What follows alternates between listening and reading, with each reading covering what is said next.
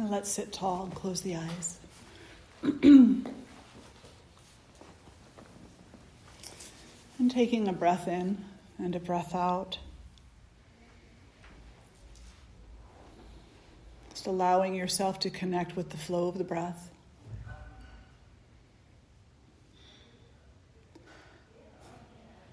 With the softness that it carries.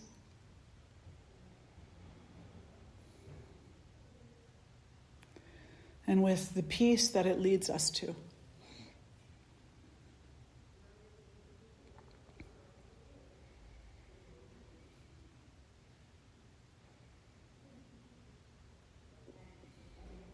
And draw the hands together in front of the heart. And we'll lift our voices in one Om and the invocation mantras. If you know them, please join. Breathing in for Om. Om.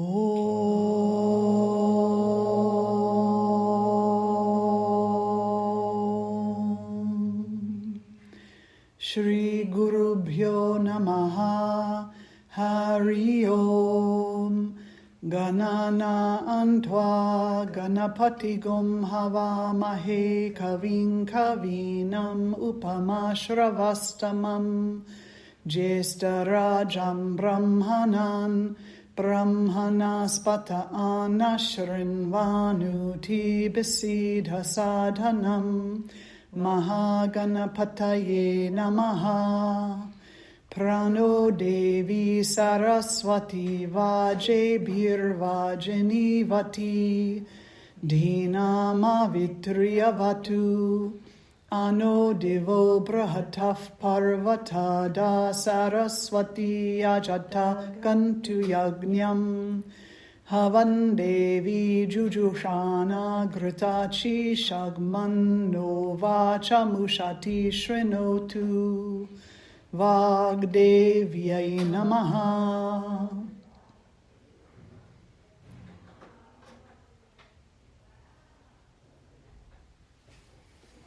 And we release the hands down and flutter the eyes open. And welcome. Good to see you all today. Thank you so much for being here. You're good, Cindy. Someone else is probably going to open it in a moment. Very good. So today I thought we might venture into a little bit of a conversation about certain types of emotions and how they either prompt or deplete us with regard to the pursuits on our spiritual path. And so the first one I just wanted to talk about was envy. And, envy is a really interesting emotion. It's a very interesting experience that we have in regard to somebody else, typically. But we don't oftentimes realize that the emotion of envy is not only something that is turned outward toward another human being, it's also something that's turned against ourselves. So we might meet someone, and maybe, actually I'll start with a story.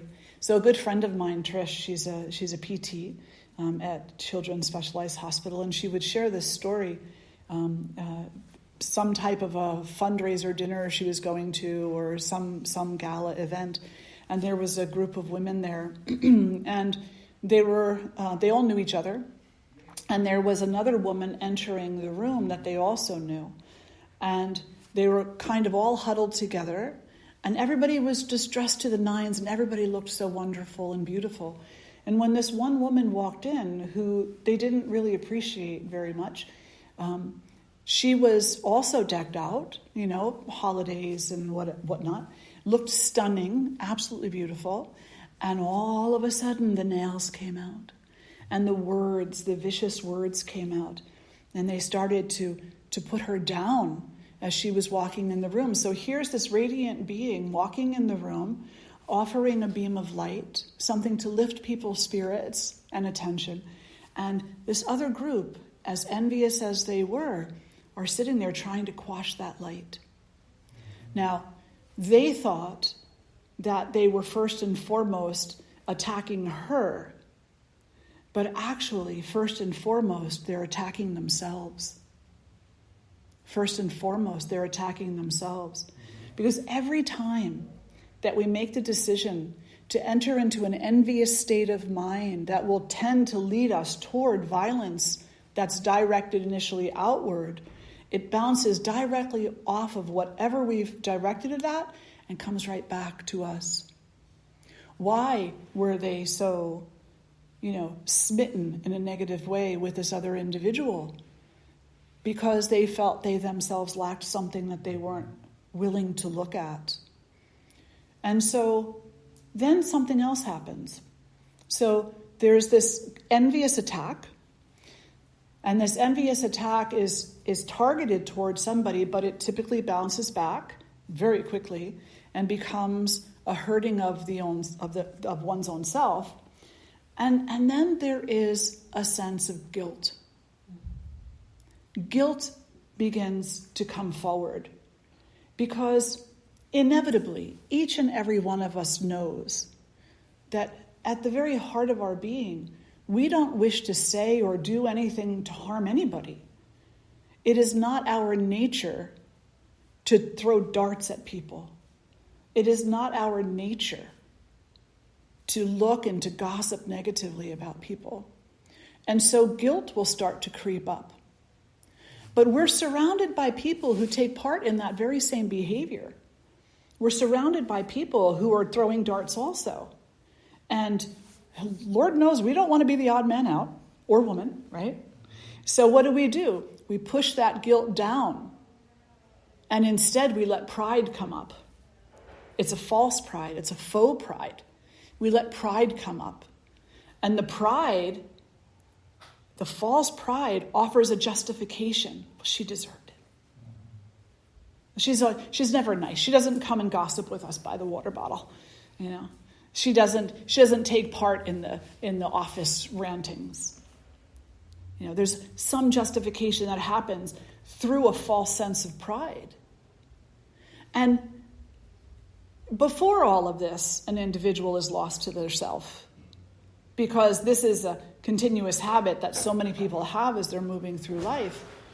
But most certainly in that moment, when they choose to deny the message that their own sense of guilt and grief is bringing to them in favor of a false justification, now we are truly lost to the self.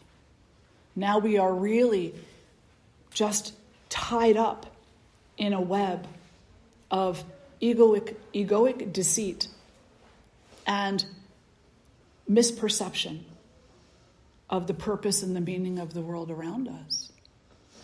So envy is such a poisonous emotion. It's a poisonous way of trying to control our relationships. What can we do instead of be envious of people? We can appreciate them. If you see a beautiful person, you appreciate their beauty. If you see someone who is a master artist, you appreciate their art. If you see somebody who is doing or having anything that is causing a little bit of envy to come up, you grab that envy and you say, you will evolve to appreciation.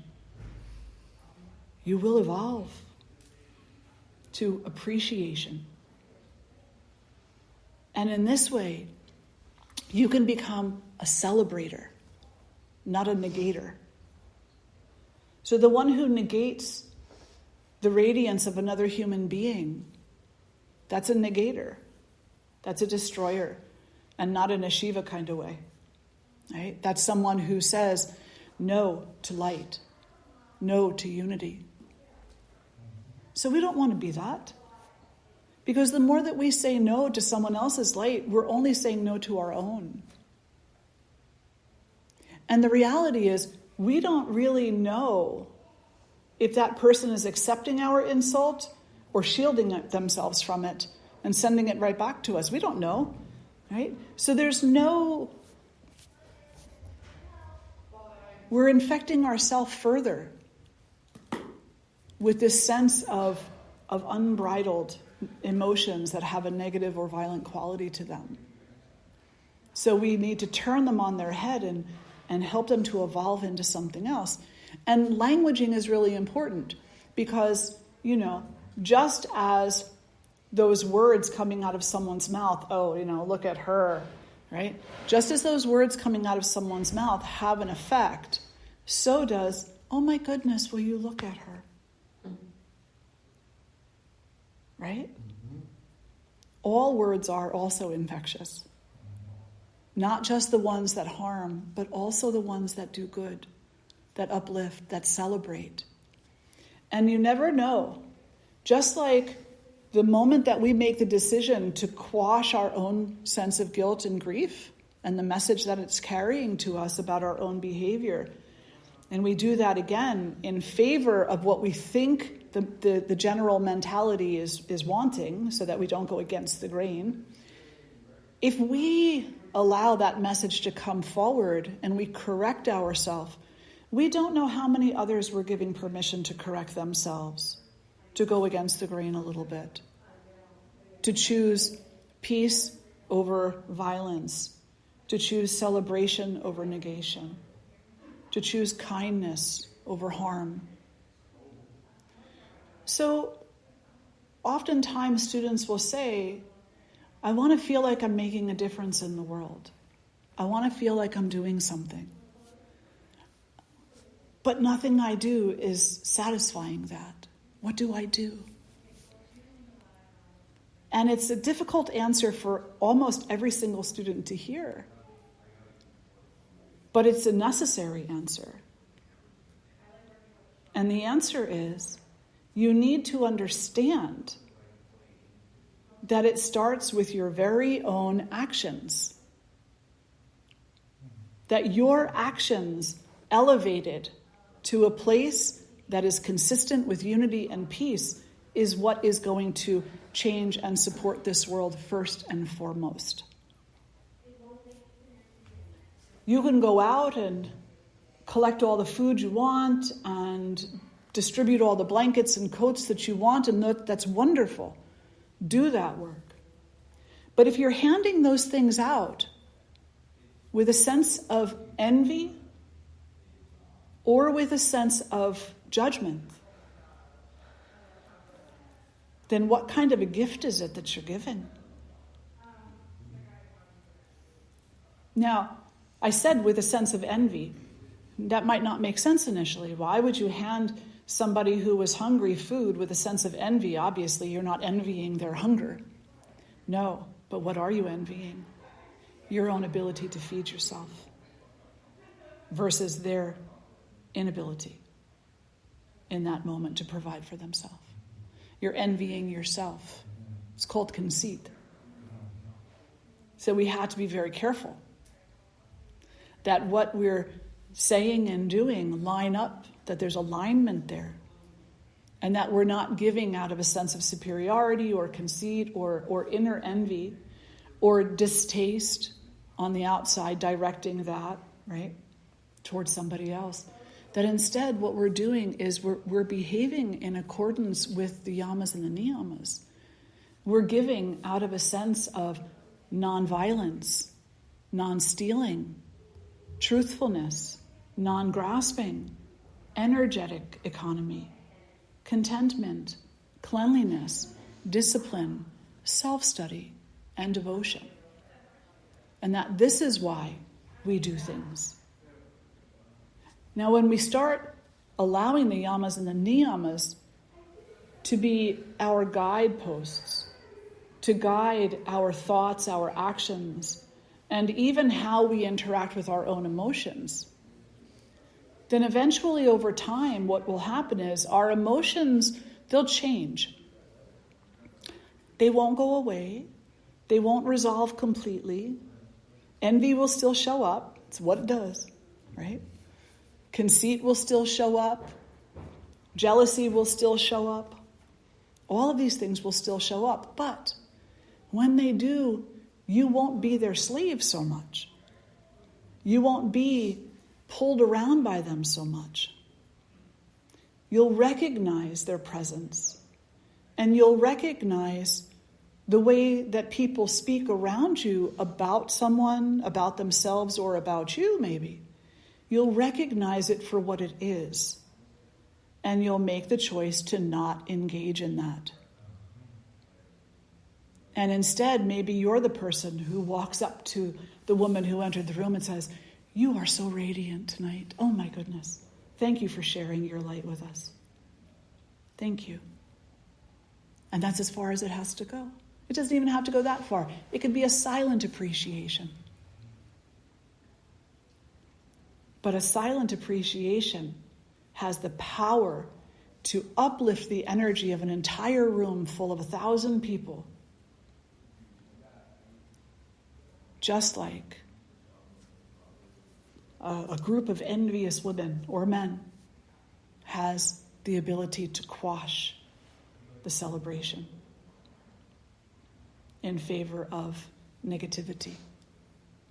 So you got to choose what side you're going to be on. Does that make sense? Yeah. So envy is something, like I said, that we typically look out and we say, we're envious of something or someone outside of ourselves.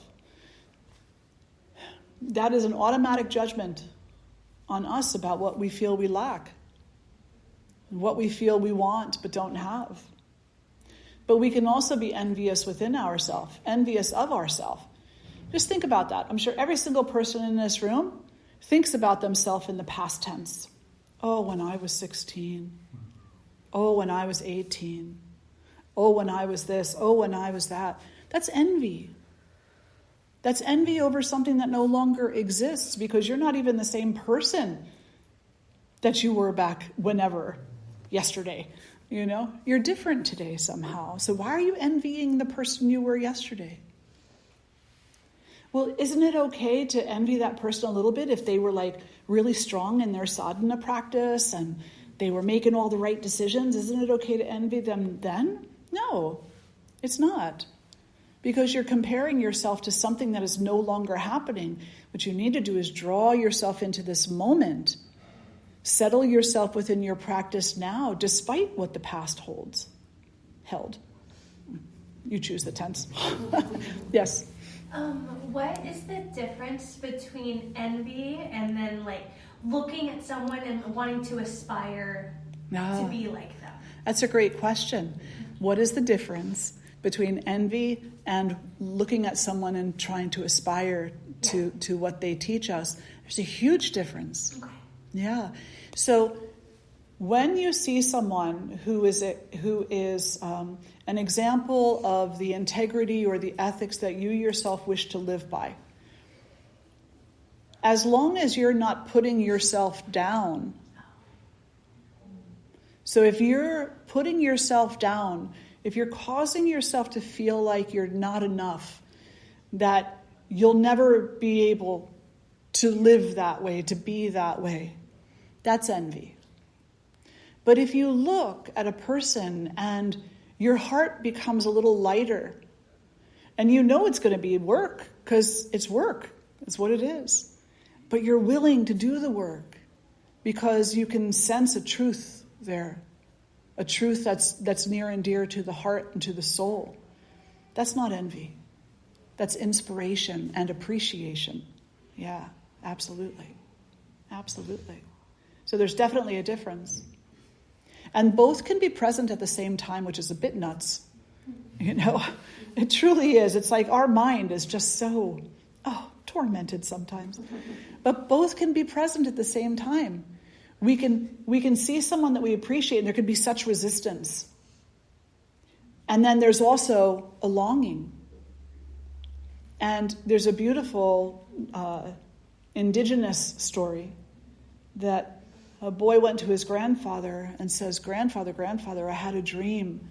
I had a dream that there were two wolves living inside of me. There was the white wolf and the black wolf. And the white wolf was so good and kind, and the black wolf was very scary, snarling and violent. And they were fighting. And I woke up and I don't know who won. Who's going to win? And the grandfather said, whichever one you feed. Whichever one you feed. So do you feed the envy and the sense of resistance and lack and doubt? Or do you feed the goodness? Yeah. Any other questions, comments, or reflections so far? No? Yeah. Is that a yes or? Yeah, no, I'm Okay. You could always ask. Always. So envy is a very self-destructive force. And it's also harmful to others. But it is absolutely harmful to ourselves. Because it is also karma. Everything is karma. You bat your eyelashes, it's karma. You breathe in, it's karma. You breathe out, it's karma. You walk in the door, it's karma. You walk out the door, it's karma. Everything is karma. Karma simply means action. And then there is another aspect of karma, which is the quality that you attach to the action. So, is the quality that you have attached to an action an envious quality? Or is it an appreciative quality? Now, if it's an appreciative quality, then there's not much stickiness to that karma. There's not really something there that's going to have to be reconciled. If it's just a simple appreciation with nothing else attached, because we can put the layers on here, you know what I'm saying? Yeah. So we can have this experience of appreciation and then let that appreciation morph into something else. No, don't. Just stop at appreciation. That's all. So the appreciation in and of itself, not so sticky. The envy is sticky. The intention to send daggers at another human being, the intention to, even if it's an unknown intention at the time, to judge one's own self as being, less than. That whole interaction is something that karmically will have to be reconciled. So karma is a cause and effect type of a paradigm. It's not a payback system the way that it's made out to be in the modern world. They say like somebody says something mean to you, oh, karma's going to get them. Maybe not the way you think. Maybe not like that. Maybe they're going to go win the lottery, How many times have you had like a negative interaction with somebody and then they do go off and win the lottery? And like, wow, why is it that things like that happen to people like that? Right? It makes no sense. Karma should pay them back. Well, here's the thing. You had an experience with that person in a sliver of time. A sliver. Almost immeasurable sliver of time. And it has not very much at all to do with the person that they are or the potential that they carry. You've all encountered someone, maybe even yourself, in a given moment where you, in your own words, weren't your best self. But you also encountered yourself in moments where you could love deeply, you could serve devotionally, you could pray fervently, and you could be peaceful. You've also experienced that in yourself. The idea is to regulate our emotional reactions in such a way that we experience more and more peace, more and more balance, less and less distress, less and less of the chaos. More appreciation, less envy. More celebration, less negation. And the only way that we start to tip the scale toward appreciation and toward celebration is by practicing that. So we need to come out of our own tendencies. We need to break those habits. That just because we see somebody with long flowing hair or, I don't know, you pick whatever it is that you see that tends to, drive you a little mad in your mind because you're like, oh, I want that. A person with a new car, person in a new relationship, any of these types of things that we look at and want for ourselves, wish for ourselves to the detriment of the other person. It's okay to want things for yourself, that's fine, but not to the detriment of other people, So we have to start changing those habits, catching them, nipping them in the bud. As soon as they start to rise up, saying, I recognize you, old friend. No, it's not time for you. No. It's time for something else. And you might not even believe it. When you first start When you first start to change your thoughts on purpose, it's almost going to feel forced. It's almost going to feel forced. So is that old statement, fake it till you make it, true? Is that a true statement? And is that okay if you fake it till you make it? I don't look at it as faking it till you make it. I look at it as, for however many years old you are, that's how many years that you've been building habits, habitual behaviors, most of which are not based in any kind of truth or reality. They're just habitual behaviors that you inherited from friends and family and from watching how people treat each other. None of which, have you explored, examined, tested out to see if they're actually true. None of them. Now you're saying, I'm going to start testing it out to find out what's true. But in order to do that, I have to try something different to see what that brings to me. So you're not faking it till you make it. You're being a scientist. You're being your own explorer. You're saying, I have to understand both sides of this a little bit better. So I have to give myself an opportunity to experience the other side. What happens if I'm kinder? What happens if I'm more generous? What happens if I'm less resistant? What happens if I celebrate instead of negate? What happens if I don't let my emotions run amok? They're still going to try, but you don't have to give them the reins. Your emotions will try. They'll keep coming forward because that's what you've trained them to do for however old you are. Now, imagine that you had a dog, right? A dog that is as old as you. And you've trained that puppy dog. I actually just watched this video this morning. It brought tears to my eyes. It was beautiful. It's from some movie. I don't know what the movie is, though. But it happened down in Australia, and it's about a red dog, like a dog that's like auburn color. And this dog was raised by this man, and the man would teach the dog to stay and to wait there until he came back. And so he would get on his motorcycle and he'd go off to work, and the dog would wait for him right there at the door. Well, one day a woman comes in and they get into a relationship, and he says to the dog, they're going off to celebrate dinner or something. He says to the dog, now wait, stay and wait. And the dog sits there. And they ride off on the motorcycle and they have an accident and he dies. The dog sat there for 2 weeks. And then started to walk to the job because he knew where the job was. And then started to go up to each of the people, looking him in the face, looking for the person who was going to tell him what to do next.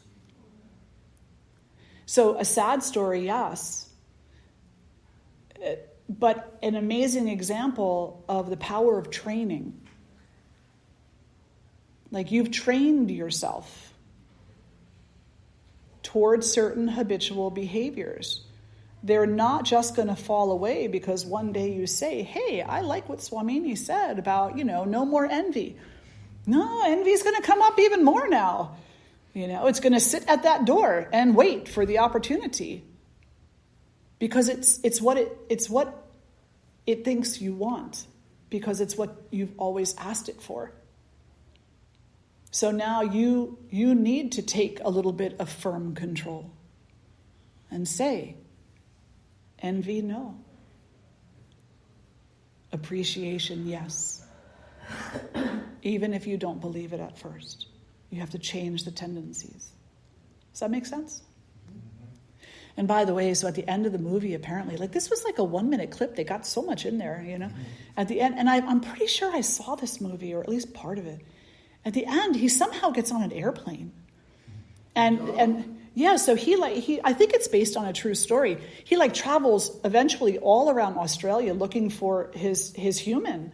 And then he gets on a plane and he ends up on one of the other islands and he finds the girl. No way. Yeah, he finds the girl and then the dog passes. Yeah, so wow, that gave me goosebumps. Totally. No. Yeah. But his journey is very much like our journey, to try to find the self. Very much like that, right? Totally. We go all over the place to try to find the self. Follow every possible lead. There's only one place we really have to go. Right here. Just right here. What questions do you have? What comments do you have? I have a question.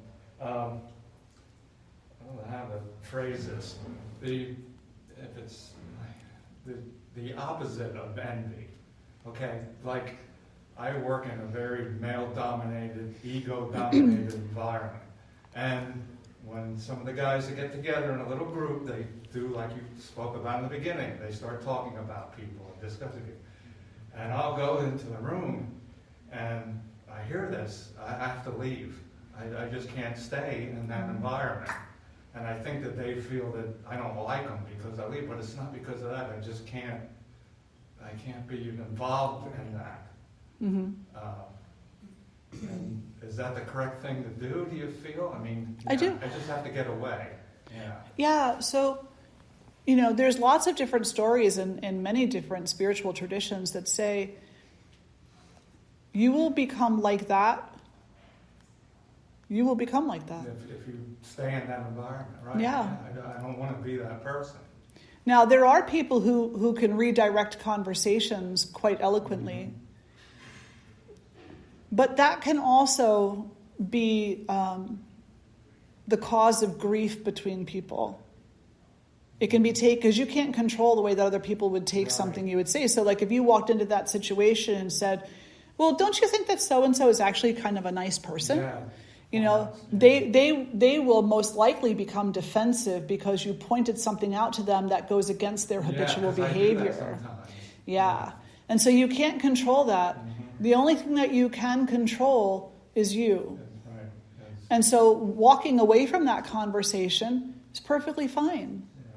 Yeah. And I try not to think about them in that respect. I try to look at the good points that they have. Mm-hmm. And not focus on Yeah. how they continually do this, because it's like almost every time I see them, they're like that.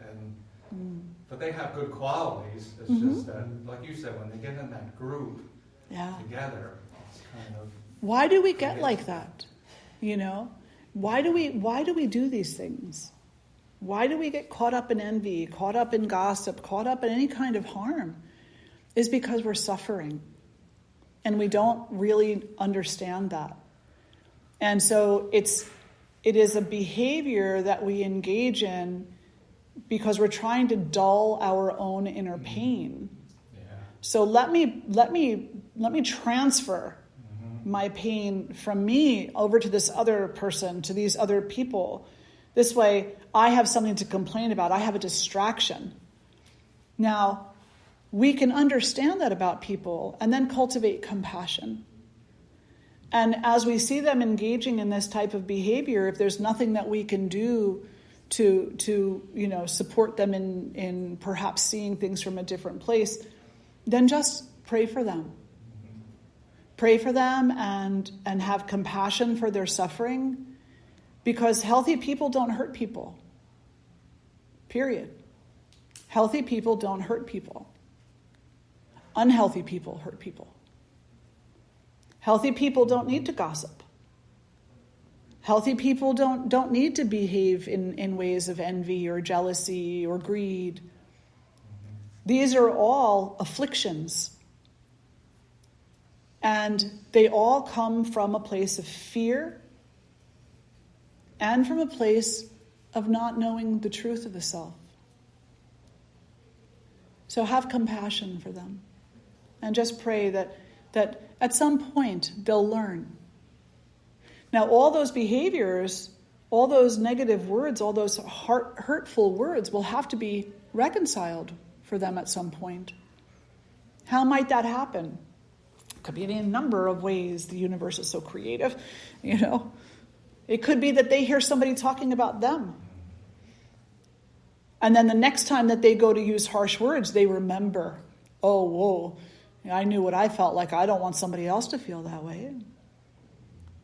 It could be that beloved Ganesha comes forward and places an obstacle in their way that necessitates they need something, and that other person, through kindness, comes forward to support them in some way, shape, or form. And now the battle between, the gossipy judgment and the appreciation of kindness takes place. Yeah. And if they're open to their own heart and to the message of their own heart, they'll see this person in a different light. They'll see the potential that they carry, and it'll soften them. It might not, though. And this is, I think, the most difficult thing for students to understand, for any human being to understand, is that just because you did something, you made a choice to be kind to somebody or to see, goodness in somebody, or to be kind to yourself, or to see goodness in yourself, doesn't mean anybody else is going to. So often I get this question, especially from teacher trainees. Well, I stepped on this path and I made this decision to do this for myself because I know it's good for me. Why doesn't anybody understand? And my answer is, why does anybody have to understand? Well, because they keep asking me why I'm doing it. I said, well, then you have two choices. And they say, what are my choices? I said, well, you either answer them or you don't. If you answer them, so, well, I do tell them. I tell them it's because, I want this for myself because it's good and it's healthy. I say, then what do they say back to you? Well, they don't understand. And I said, well, maybe they just aren't able to understand, or maybe they don't want to understand. I said, have you thought about that? Have you thought about how a person who comes to you and asks you why you're doing the things that you're doing, when these things that you're doing are actually good for you? Maybe they're uncomfortable with that because they're not engaged in doing things that are good for them. And you are representing a dichotomy to them that they are completely uncomfortable with. Because now, on some level, they either have to face their own shortcomings in their own treatment of themselves, or they have to lie to themselves. Yeah, that's a hard place to be. It's a hard, hard place to be. And then the other thing is you don't have to answer them. Well, isn't that rude? No, it's not rude. It's not rude. You've already answered them before. Is your answer changing? Why do you have to explain yourself away? I mean, relationships are different. A close person to you, a spouse, a partner, a parent, a child, there's a little more explaining there. But somebody who is like a coworker, how many times do you have to explain yourself? I practice yoga because it's good for me. On all levels, period. You don't have to be nasty about it. You just say, so how's your day going? Change the subject. You don't have to say to them, I've explained this to you before. You don't have to do that. You just keep going about your day. You could also answer in a third way. And for some people, this will stop them from asking you. When they ask you, so why are you doing that? Why are you practicing yoga? Why are you meditating? You can say, would you like to come to class with me and find out? And they'll be like, and they'll either jump on that, or they'll be like, oh, my schedule won't allow that. Oh, my mind could never stop, yeah. And then you just walk away giggling because that's the human condition right there. And that you have it too. It just might be manifesting a little bit differently than what it is for them. Yeah. I'm going to do a little time check. Oh, we're doing good. Good. So what is the most difficult emotion in your life right now? Who wants to offer an emotion up? What's the most difficult emotion in your life right now that you're dealing with? Impatience. Oh, that's a good one, isn't it? That's such a good one. Impatience. Impatience is a lack of faith. That's where it comes from. Impatience comes from a lack of faith.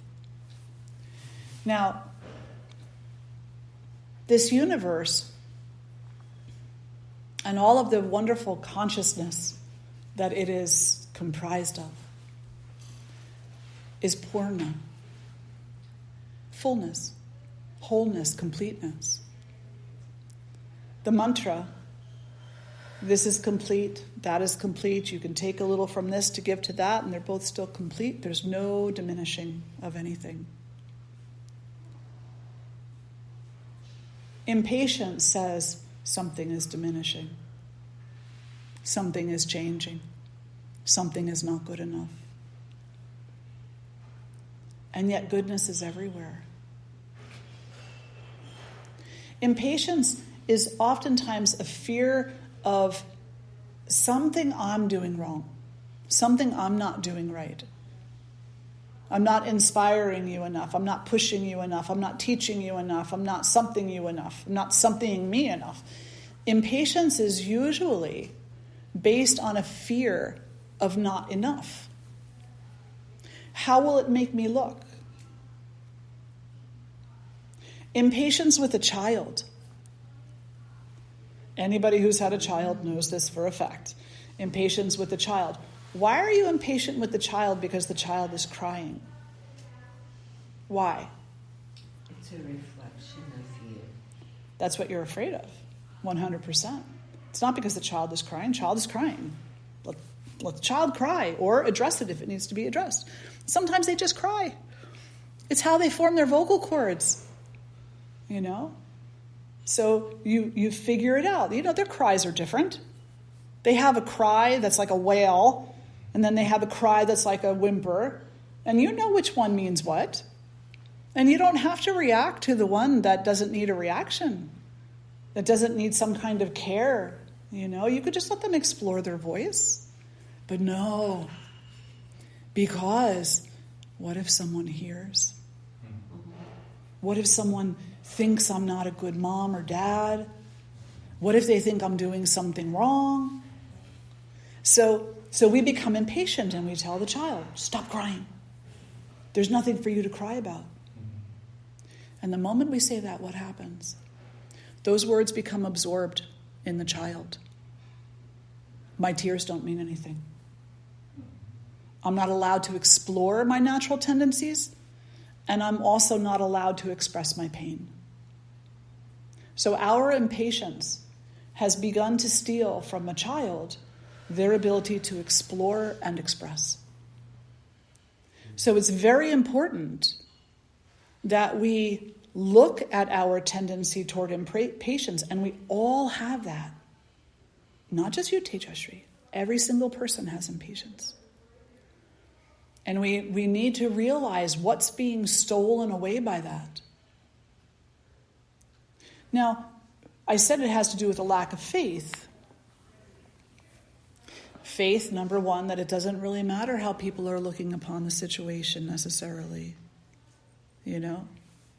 Like, you're not doing anything wrong. You're letting your child explore or express, period. Somebody comes up to you and says something, that's their fear. Somebody comes up and says, oh, this is such a... So a while back, maybe a month ago or something, the Bob Marley movie was out. Mm-hmm. Yeah. So I went to go see that movie. It's such a great movie. So if you haven't seen it, go see it. But I'm sitting in the theater, and it's a movie about love. You know, I mean, like it's a movie like his life was very tumultuous, and, you know, they tried to kill him and whatnot, but because of his messaging.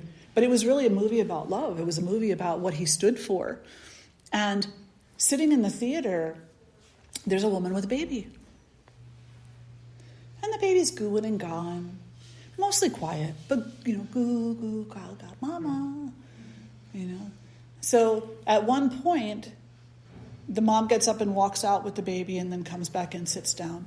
And the baby had a few moments where it was a little bit more than goo and gaw. It wasn't screaming, crying. No. It was verbalizing. It was exploring its voice in a cavernous space, which was probably pretty freaking cool for the kid. You know, it's like, whoa.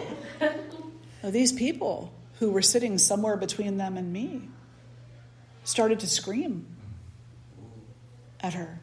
Shut that kid up. Oh.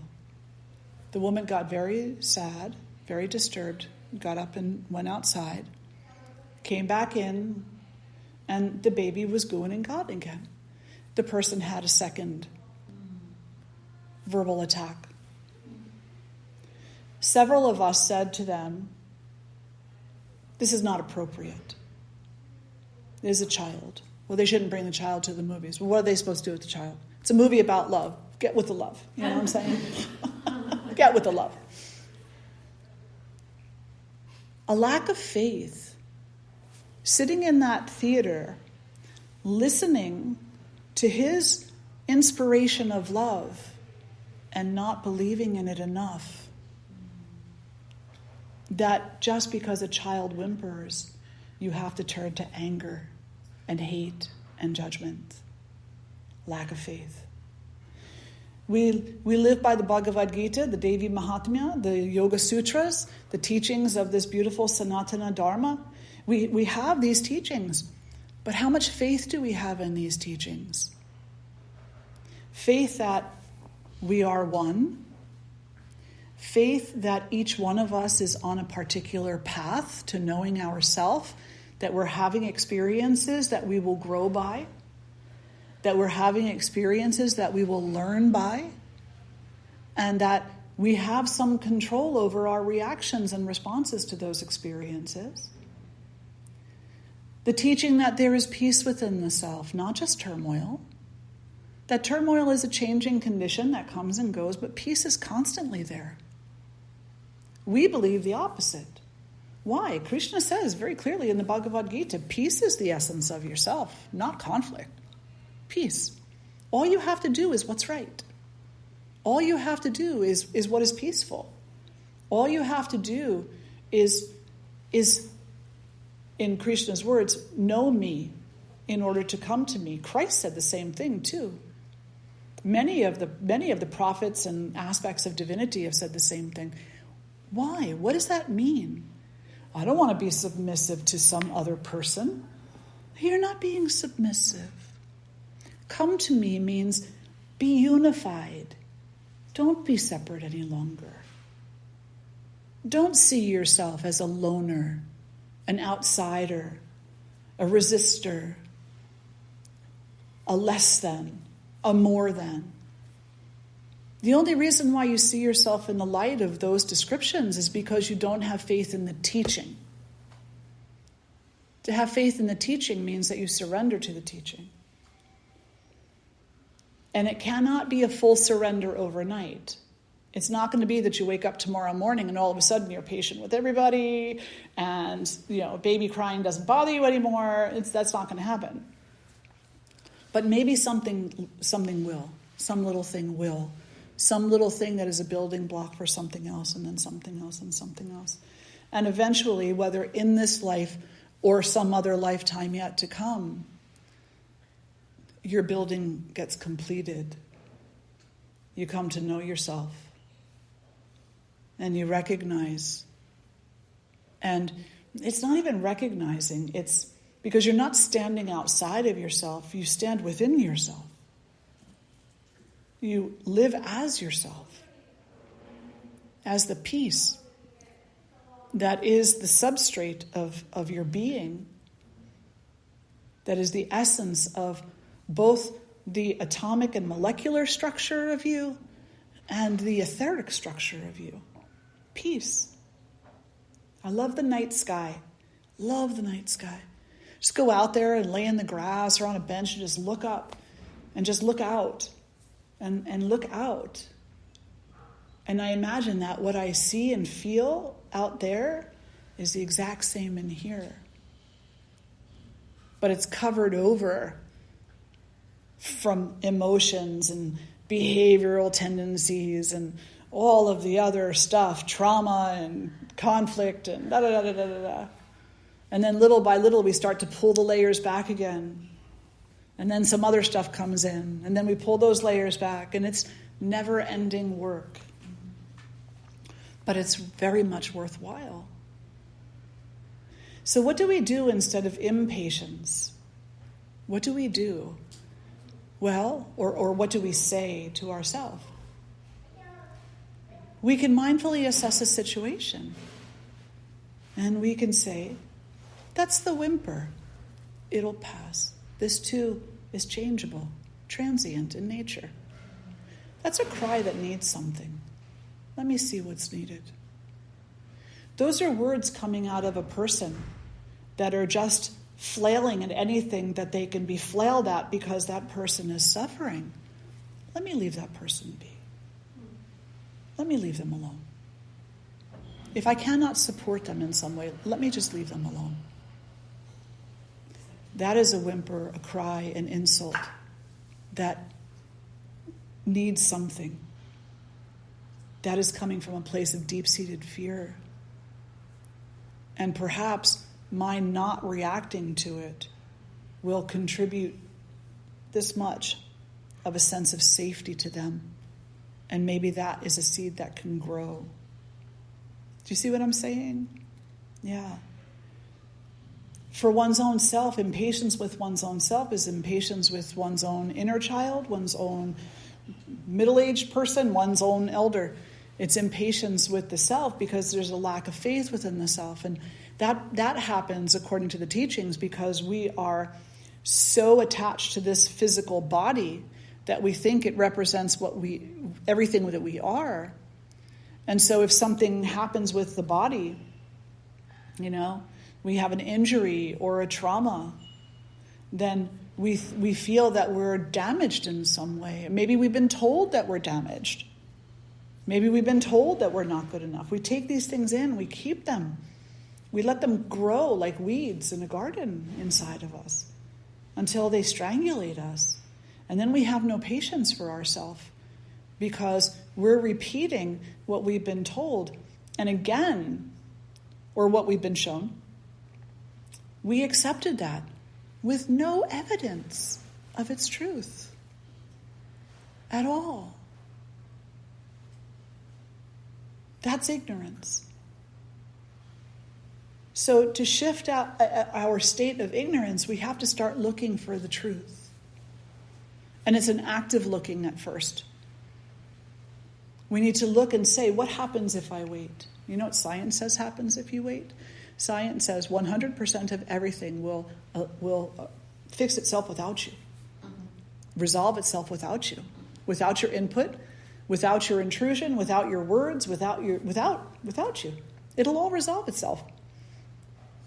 And yet we think that 0% will. So have more faith in the transience of things, that this too will change. There's a great story. There's a king, and he's all of a sudden distraught. He can't stop worrying about his family. He can't stop worrying about his wealth and his kingdoms, afraid someone's going to take them from him. He's worried all the time, and it's affecting his rulership.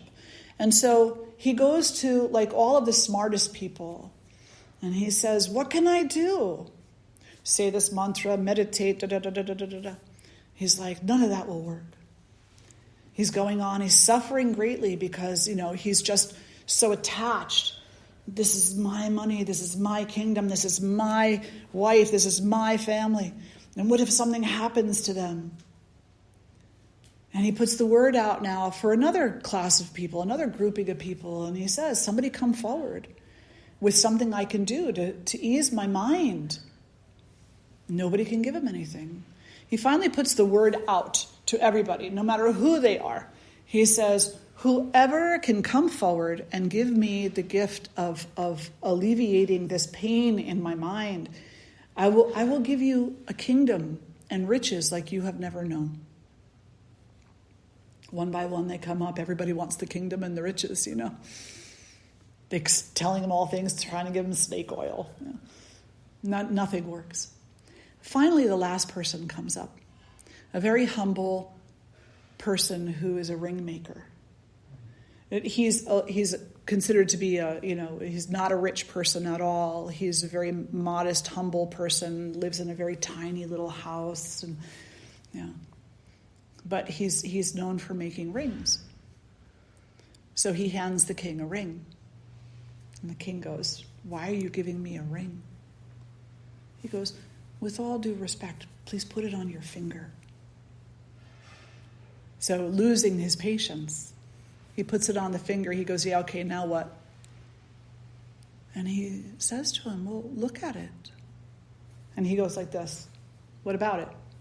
He goes, "No, my lord, look at the ring." And he looks at the ring, and he goes, "There's something inscribed on there." He goes, "Yes." He said, "When you feel this way, when you have these things weighing heavy on your mind, and they're pushing you to these attachments and this sense of impatience, read what's written on the ring, and then twist it one time and read it again." And you know what the ring said? "This too will change. This too will change. This too will change." And the king gave him a kingdom and more riches than he had ever seen. And he didn't want them, because his only value was in the truth. So when we suffer from impatience, invest more in the truth. This too will change. It will change. So do the best that you can do with your own ethics, with your own love, with your own compassion and kindness. Have compassion for the difficulties of others. Slow down. Speak slower. Think slower. Walk slower. Live more peacefully. Questions or reflections? Let's sit tall. Close the eyes.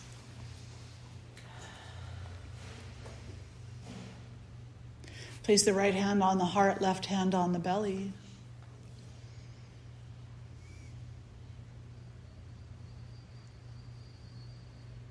And breathe patiently, as if you knew that there is more prana waiting for you. There's more life. There's more breath. You're being breathed by that divine consciousness. And breathe patiently and compassionately, knowing that at some point in time you may take your last breath in this body. But you have no place to go but home, to that which will breathe life into you again and again and again. You will never be without that breath. Never. Let's lift our voices in one beautiful Om.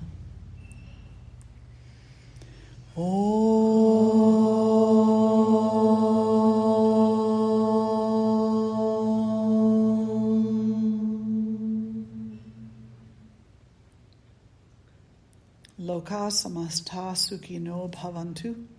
May all beings everywhere find peace, love, light, and happiness. May all beings know their oneness.